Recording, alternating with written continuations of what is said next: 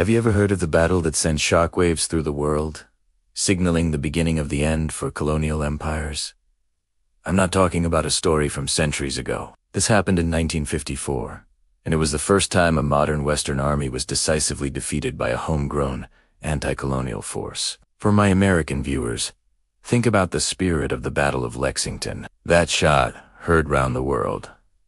This is Vietnam's Lexington, and it's called the Battle of Dien Bien Phu. It's a story of how a determined people, armed with an unbreakable will for freedom, accomplished the impossible and reshaped the course of history. It all starts in a remote valley in northwestern Vietnam. The year is 1954. For nearly a decade, France has been trying to reassert its colonial control over Indochina, fighting a grueling war against the Viet Minh, a nationalist movement led by Ho Chi Minh. The French command, tired of the endless jungle warfare, devises a bold plan. They decide to create an unbeatable fortress right in the heart of Viet Minh territory. Their target, a valley called Dien Bien Phu. The French plan, masterminded by General Henry Navarre, seemed brilliant on paper. They would parachute thousands of elite troops into the valley, build a massive, heavily fortified airbase, and dared the Viet Minh to attack. From this fortress, they could launch raids and disrupt Viet Minh supply lines from neighboring Laos. They believed their superior firepower, air support, and engineering would make the base impregnable. They called it a land air base, a mousetrap designed to lure the Viet Minh main force into a conventional, set-piece battle where French artillery and air power would annihilate them. The French were confident, so confident, in fact, that they saw Dien Bien Phu as the key to winning the entire war in a single, decisive stroke. They dropped paratroopers, secured the valley, and began one of the most ambitious military construction projects of the era. Airstrips were built, trenches were dug, and a complex of strongpoints, each named after one of the commander's mistresses like Gabrielle, Beatrice, and Isabella, was established. From the air, it looked like a formidable modern fortress, bristling with machine guns, mortars, and artillery. The French believed no army, let alone what they considered a peasant army, could ever hope to challenge it. They were waiting for the trap to be sprung, but they made a fatal miscalculation. They had built the perfect trap, but they had fundamentally underestimated who was the mouse and who was the cat.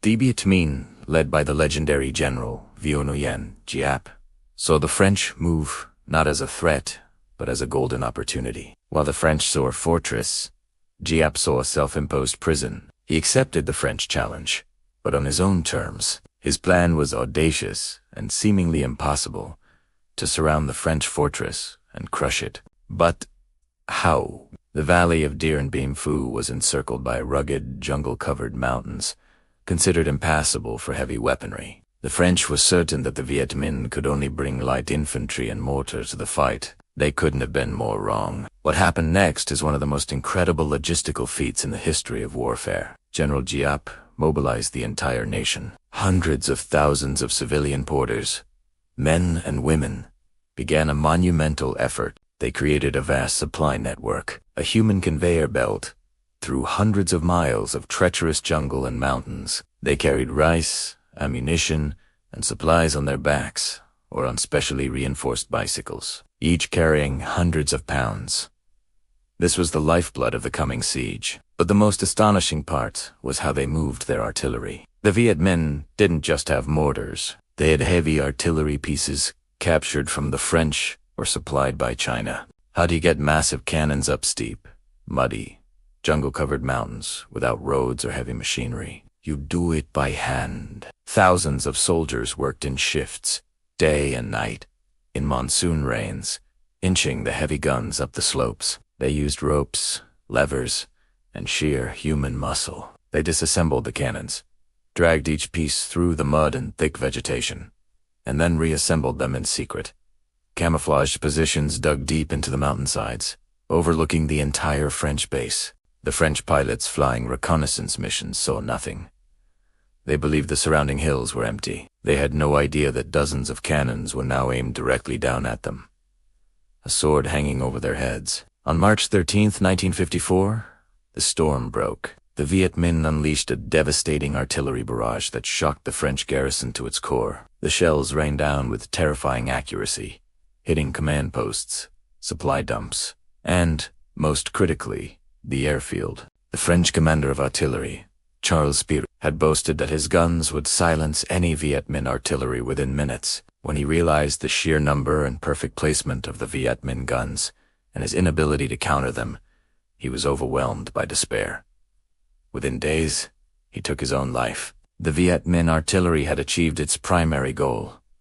It crippled the airfield. With the runways constantly under fire, French supply planes could no longer land. The fortress was now completely cut off, reliant only on risky parachute drops for supplies and reinforcements. The mousetrap had been sprung, but the French were the ones caught inside. The Viet Minh then began their ground assault, not with a single massive charge, but with a methodical, terrifying tactic. They began to dig. Inspired by tactics from ancient warfare, they dug a massive network of trenches and tunnels, starting from the mountains and slowly zigzagging their way towards the French stronghold. Day and night, the digging continued, a relentless advance of earthworks that brought the Viet Minh infantry ever closer to the French lines. Safe from French artillery and airstrikes, French soldiers watched in horror as the very ground in front of them seemed to move, a web of trenches growing closer each day like a giant python slowly strangling its prey. The battle became a brutal,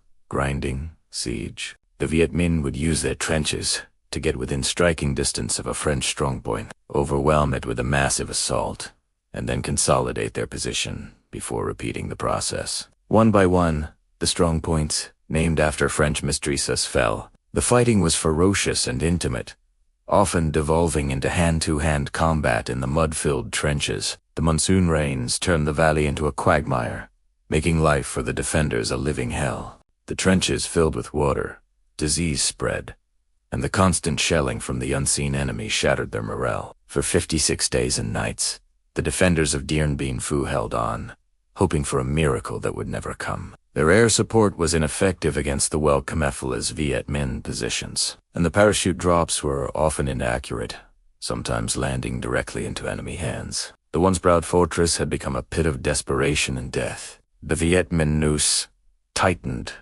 relentlessly.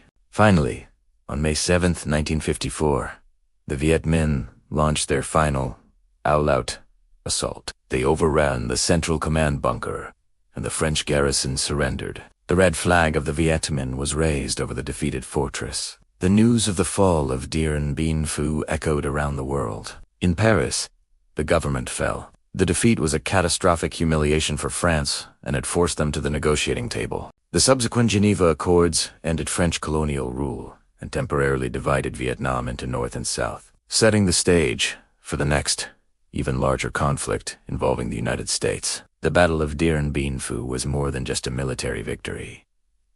It was a powerful symbol. It proved that a determined nationalist movement, even when outgunned and outresourced, could defeat a major colonial power through strategy, sacrifice, and an unbreakable will to be free. Just as the American colonists at Lexington stood up against the most powerful empire of their time, the Viet Minh at Dien Bien Phu showed the world that the age of empires was coming to an end, and that the desire for self-determination could move mountains, sometimes quite literally. Thank you so much for watching. If you found this piece of history as fascinating as I do, please hit that like button and consider subscribing for more stories about the pivotal moments that shaped our world. Let me know in the comments what other historical battles you'd like to see covered. See you next time.